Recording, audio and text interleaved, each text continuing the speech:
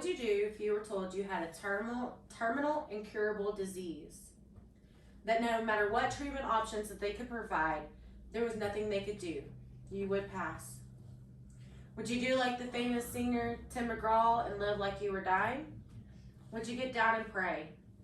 Or would you take the treatment options and pray that something else would change? The Death with Dignity Act is a physician-assisted suicide that assists patients with passing on when they have been diagnosed with an incurable terminal disease that comes with a suffering death within a short amount of time.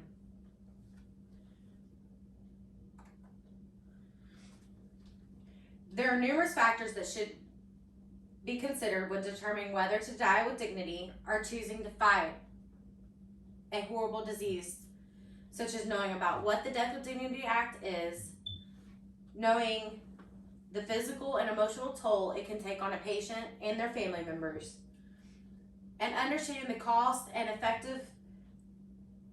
of treatments for these incurable diseases.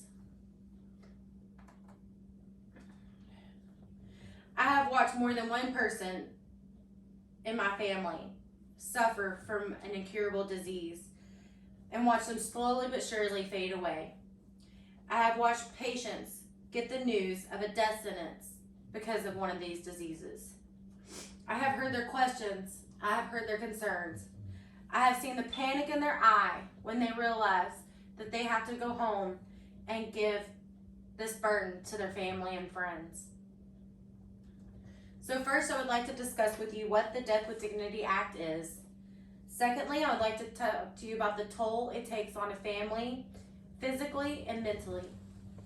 Third, and finally, I would like to discuss the costs and effects of treatment for this incurable diseases. So first, let's discuss what Death with Dignity Act is. The Death with Dignity Act has only been passed in 9 states. This law allows a physician to assist a patient that has been requested assistance with death to proceed as long as the patient has completed all the mandatory proceedings.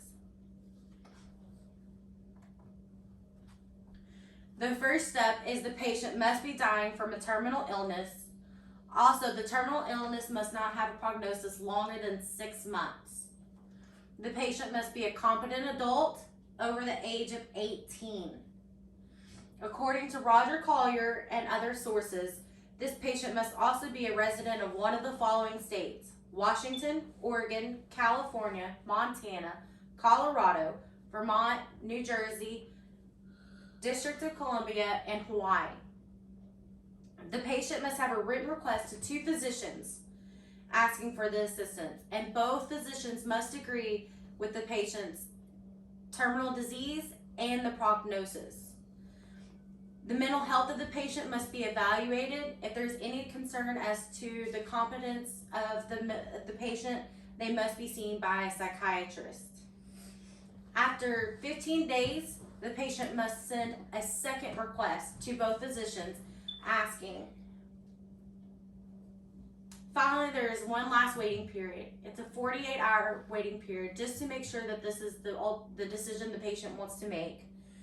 And then after that, a provider can write a patient the prescription. It's generally sleeping pills, but the patient must be able to self-administer. They cannot have assistance from family or friends. They must be able to do this all on their own. The mental and physical effects from a friend or family member dying from an incurable disease is a harder one than I can imagine.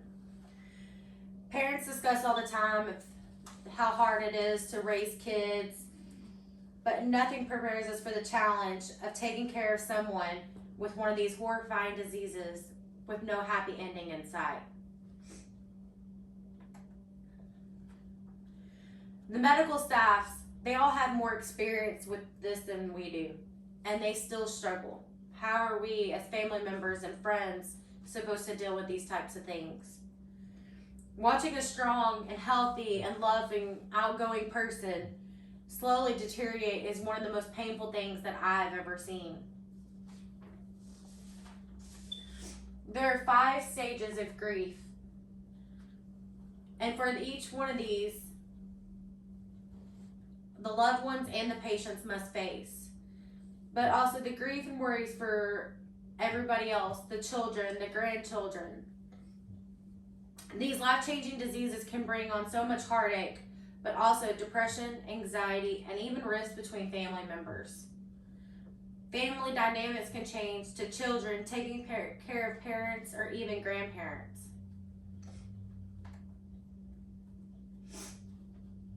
Watching a loved one suffer is breakable for a human being, but also having to watch them undergo various treatments and worrying about the inevitable death occurring is unimaginable.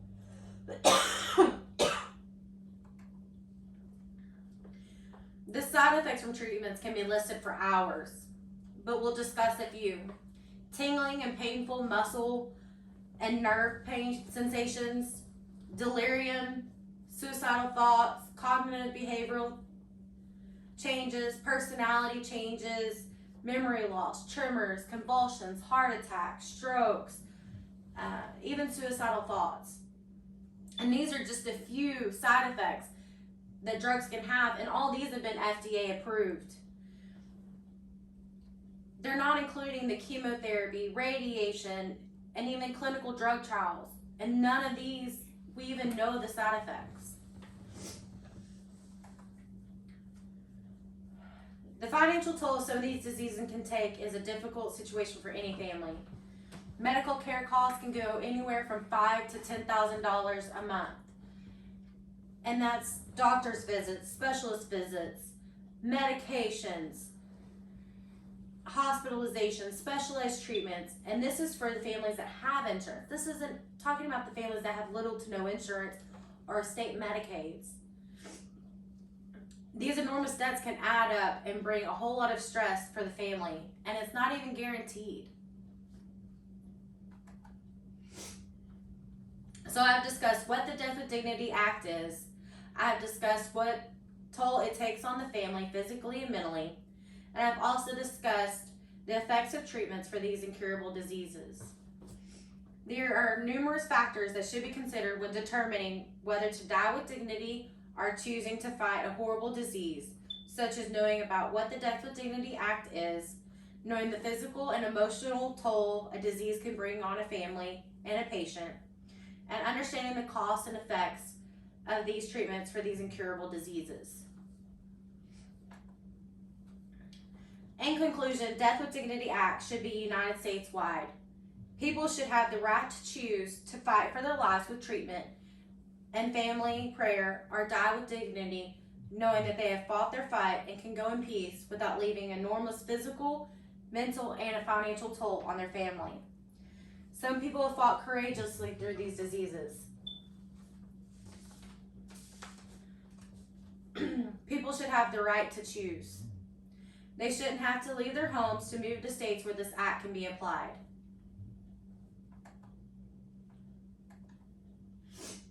A national story that was on NBC about Brittany Maynard and how she had to move states for her to be able to carry out her plan to be able to die in peace. And as she stated, I'm not killing myself. Cancer is killing me. I am choosing to go in a way that's less painful and less suffering. Thank you.